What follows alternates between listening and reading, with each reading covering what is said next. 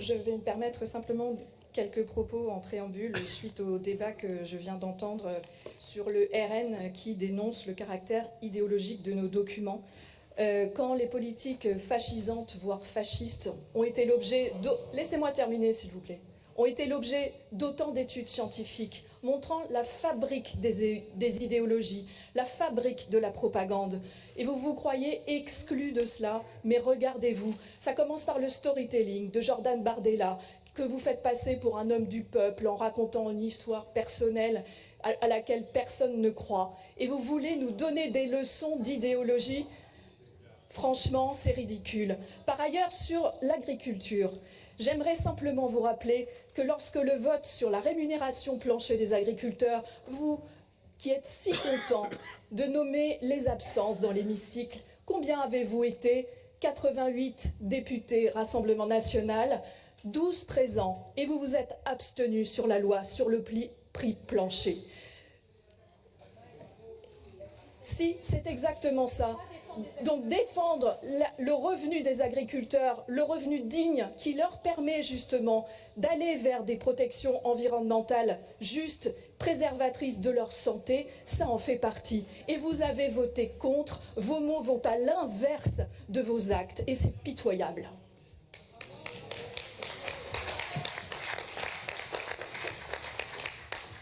Je vais revenir donc sur notre rapport Néoterra. Donc le rapport, cher Président et chers collègues, qui nous est soumis est le fruit d'un travail très important de la part de nos services et d'un véritable engagement de notre collectivité. La tâche n'est pas aisée, comme vous le savez, puisqu'aujourd'hui, la transition écologique couvre de nombreuses politiques publiques régionales. On arrive à des seuils d'ailleurs qui sont très importants, 68% de l'ensemble des dossiers pour 77% de montant global.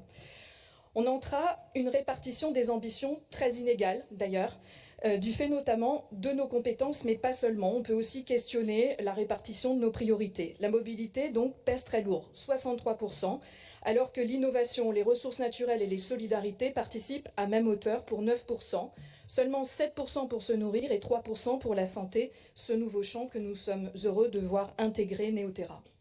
Le document qui nous est soumis est clair et bien illustré. Nous avons apprécié les passerelles créées avec le budget vert, les ODD, le SPASER, qui nous permettent d'aller vers une vision transversale. Réagir à la lecture de ce document, c'est apprécier la forme et le fond, et d'ailleurs, ils sont liés. Donc, je vais d'abord parler de la forme. Nous avons apprécié la lisibilité dans le temps, grâce à toutes les comparaisons que vous avez faites dans le rapport sur les différentes années et la tendance que cela dessine. Les illustrations également qui sont choisies pour chaque ambition sont très pédagogiques. Si nous admettons que les ambitions doivent être analysées séparément, néanmoins, on reprochera la prédominance d'une logique en silo. Bien sûr, elle est logique dans ce type de rapport, mais elle est un peu préjudiciable à plusieurs titres quand on essaie d'avoir un raisonnement véritablement écosystémique. D'abord parce que, effectivement, l'appréciation transversale des impacts de nos actions publiques régionales est un peu empêchée par cette logique de silo. C'est-à-dire, pour comparer ce qu'on fait dans le développement économique et les impacts dans la partie environnementale, on a du mal à voir les liens. Et puis également, une hiérarchisation de nos priorités qui pourrait peut-être être mieux mise en valeur. Pourtant, d'année en année, et c'est effectivement le sens, Monsieur Rioux, je vous en remercie de la remarque que j'avais faite en commission, les exigences de ce type de rapport sont des exigences de soutenabilité faibles. Or, aujourd'hui, effectivement, avec l'aggravation de l'ensemble de nos indicateurs et de l'état de notre planète et de nos territoires, on doit aller vers une soutenabilité forte. On a franchi 6 des 9 limites planétaires, 7 des 9 limites planétaires qui vient d'être franchi pour la 7e.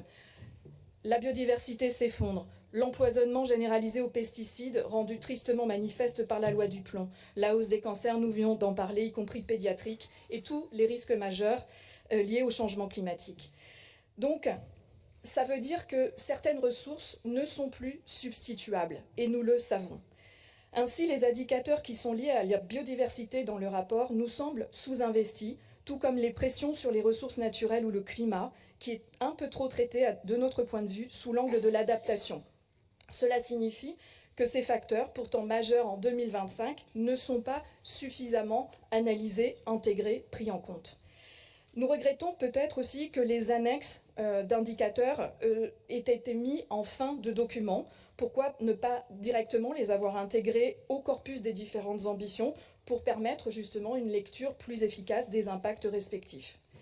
Les indicateurs ensuite liés à un sujet très important pour la région, le numérique et l'économie, nous semblent un peu succincts. De plus, des projets à bien des égards, par certains aspects destructeurs, servent parfois d'illustration sans faire l'objet d'évaluations précises. Il serait enfin pertinent de dissocier, et c'est aussi la lecture du Césaire, les différents types d'indicateurs. Indicateurs d'état, indicateurs de contexte, indicateurs d'impact, indicateurs de pression. Sur le fond maintenant, on notera dans ce rapport des résultats qui sont très encourageants sur les zones humides, les espaces naturels, les continuités écologiques sur l'ambition 1, l'augmentation de la fréquence des TER, des autocars verts, l'ambition 5, l'accès à la santé sur l'ambition 6. Mais effectivement, on regrette ce manque de transversalité évoqué précédemment qui s'illustre dans la juxtaposition d'indicateurs. Ainsi, par exemple, la carte, page 32, sur la pression des pollutions diffuses des masses d'eau continentales n'est pas rattachée à l'usage des pesticides dans l'agriculture. On peut comprendre qu'il y a malgré tout un lien.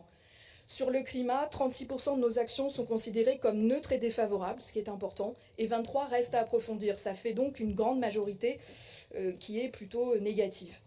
Il faut donc sans doute reprendre un peu notre feuille de route de ce point de vue. La même remarque peut être faite sur les ressources naturelles. Pourtant, nous savons bien que leur état conditionne notre futur développement. Dans l'ambition 3, on constate une hausse des 3 indicateurs sur les pesticides et la multiplication par 2. Alors, oui. 6 minutes 38. Oui. C'est beaucoup. Oui, mais c'est parce que j'ai parlé d'autre chose, je me suis un peu... Ben oui, mais... J'ai quasiment terminé. J'avais rien contre, mais quand même. Oui, j'ai fini. Ce sont donc ces analyses systémiques qu'il convient d'analyser et d'intégrer pour donner à voir le sens global de nos actions régionales, qu'il s'agisse ou d'un rapport à destination du grand public, ou alors d'un rapport plus à vocation d'experts. Et donc, Monsieur le Président, chers collègues, les rivières, les oiseaux, les insectes, les arbres, les montagnes, Président, le vivant comptent sur nous. Et je veux rendre ici hommage à cette grande dame, Jeanne Goudel, qui nous a inspiré cette réflexion.